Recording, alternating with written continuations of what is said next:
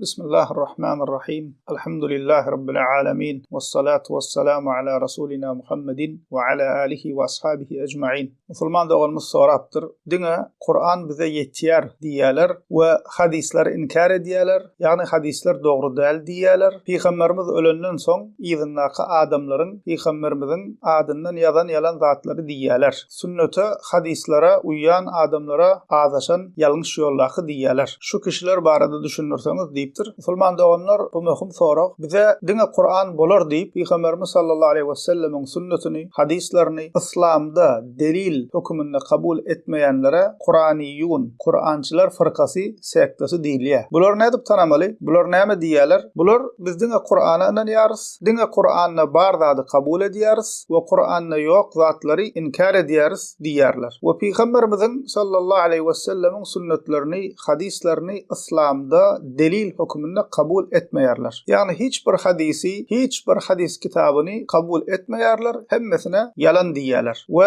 bu düşünceli adamların sünnet ve hadis inkarçılarının peyda bolacağını hut Peygamberimiz sallallahu aleyhi ve sellemin özü bize haber verdi. Ahmet'te İbn Mace'de gelen hadisinde Peygamberimiz sallallahu aleyhi ve sellem diye enne Resulullah sallallahu aleyhi ve sellem kal yuşikur raculu muttaki'en ala arikatihi yuhaddesu bi hadisin min hadisi feyekulu beynena ve beynekum kitabullahi azze ve cel ma vecedna fihi min halalin istahlalnah ve ma vecedna fihi min haramin harramnah ala ve innema harrama Resulullah sallallahu aleyhi ve sellem mislu ma harramallah. Peygamberimiz sallallahu aleyhi ve sellem diye şeyle adamlar peyda bolar, otur ağzında yaplanıp oturur, yani oturan yerinden, haçanla ona benim hadislerimden biri aydılanına ol hadisler kabul etmen, sizin ve bizim aramızda Allah Teala'nın kitabı Kur'an ve Kur'an'ın halal diyenini halal biliriz, haram diyenini haram biliriz diyerler. Dikkat edin, Peygamberin haram eden zadi Allah Teala'nın haram eden zadi yalıdır diye. Yani Müslüman doğanlar Peygamberimiz sallallahu aleyhi ve sellem bize sonradan öz sünnetini, hadislerini inkar edecek insanların bolacaqdığını ve onların oturan yerinden biz dine Kur'an'ı kabul ediyoruz. Başka hiç zadi kabul etmeyeriz diyeceklerini Peygamberimiz sallallahu aleyhi ve sellem bize haber veriyor. Ve bu hadis Peygamberimiz sallallahu aleyhi ve sellemin mucizelerinden Müslüman doğanlar. Sebebi edil Peygamberimizin deyişi ali şu davrda şu hile adamlar peyda oldu. Yani Kur'aniyunlar,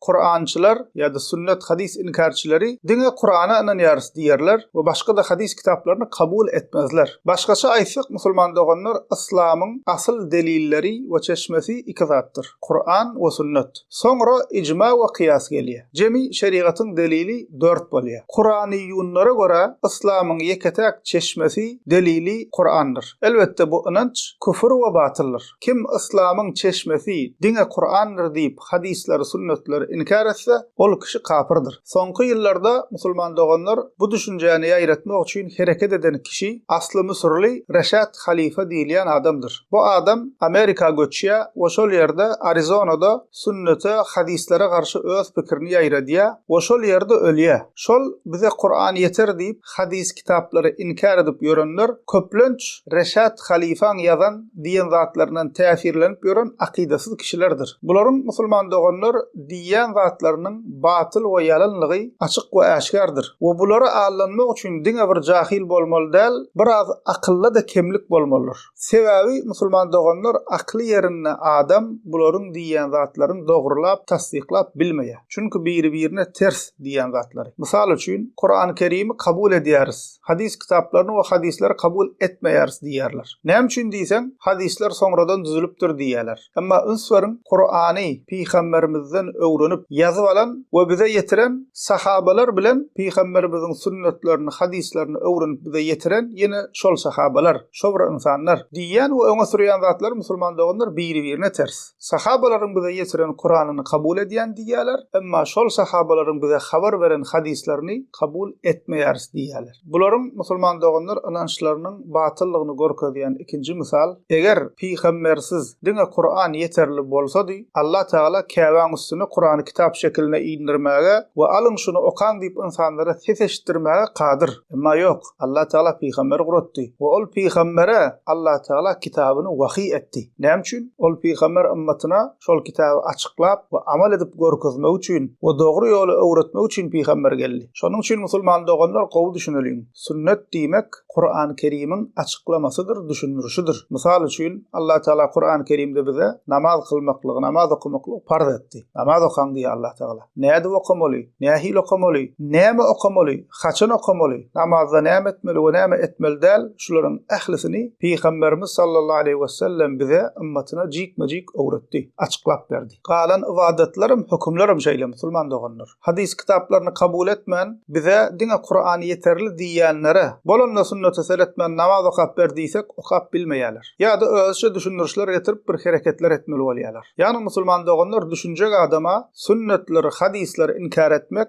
Peýgamberimizi inkar etmek diýmekdir. Ýene de musulman doganlar bularyň ýollarynyň batyllygyny görkezýän delillerden biri sünnetleri, hadisleri inkar etmek diýmek, Peýgamber gelip ýöne Kur'an okap başga hiç zat öwretmän gelip geçipdir diýmekdir. Bunu akyl kabul etmeýär. Bir muallim öz okuwçylaryna diňe mektep kitabyny okudyp goýmaýar. Daşyndan peýdal zatlar aýdyp öwredýär, olar bilen gurrun edýär. Inni Allah Teala tarapyndan Peýgamber gelipdir we diňe ummatyna Kur'an okapdyr we başga hiç zat diýmändir, düşünürmändir, öwretmändir, öwüt nesihat bermändir diýmek we muňa inanmak üçin akylda kemlik bolmaly. Çünki bu pikiri musulman doganlar sagdyn akyl kabul etmeýär. Akla ters, mantyga ters. Bularyň musulman doganlar batyllygyny görkezýän ýene bir misal, hadisleri inkar edýärler, bize Kur'an yeterli diýýärler. Soňra gidip şu pikirdäki kişiler onlarça kitap ýazýarlar. Kur'an ýetýän bolsa, näme üçin kitap ýazýarlar, makala okuýarlar, Reşat Halifani, Edip Yükseli we şoňa benzeşler dinleýärler. Diýmek musulman doganlar diňe Kur'an yeterli diýmekleri aslynda hadis kitaplary bilen düşmanlaşmak üçin bahanadyr. Eger musulman doganlar bularyň diýişýäli Allah Teala'nın Kur'an'la diýenler yeterli bolsa, Allah Teala'nın Kur'an'la diýenlerini amal etmeli bolsa, Allah Teala Kur'an-ı Kerim'in başyndan soňuna çenni Allah we Peýgambere itaat edin diýe. Kur'an'la Peýgambere itaat edin diýip kän buýrulýar. Misal üçin Allah Teala Al-İmran surasynyň 132-nji aýatynda diýär: "Wa atii'ullaha war-rasula la'allakum turhamun." Allah itaat edin we Peýgambere itaat edin. Umid ki merhamet edilersiňiz diýär. Ýa-da Nisa surasynyň 80-nji aýatynda Allah Teala diýär: "Men yuti'ir rasula faqat ata'allah." Kim Allah'a itaat etse Peýgambere itaat etdigidir diýär. We Kur'an'na Allah we Peýgambere itaat buýurýan başyndan soňuna çenli kän aýatlar bar. Eger Kur'an'a görä boljak bolsaň, Kur'an Peýgambere itaat etdi. Peýgambere görä bolmak, Peýgambere eýermek farz diýär. We şunu ýatdan çykarmalyň musulman doganlar, gaty möhüm meseledir. Şunu ünsün gaçyrmalyň. Peýgamberimiz sallallahu aleyhi we sellemiň sünneti wahydir. Allah Teala Kur'an-ı Kerim'de Necm surasynyň 3-nji we 4-nji aýatlaryna diýär: "Ve ma yantiqu anil hawa in huwa illa wahyi yuha."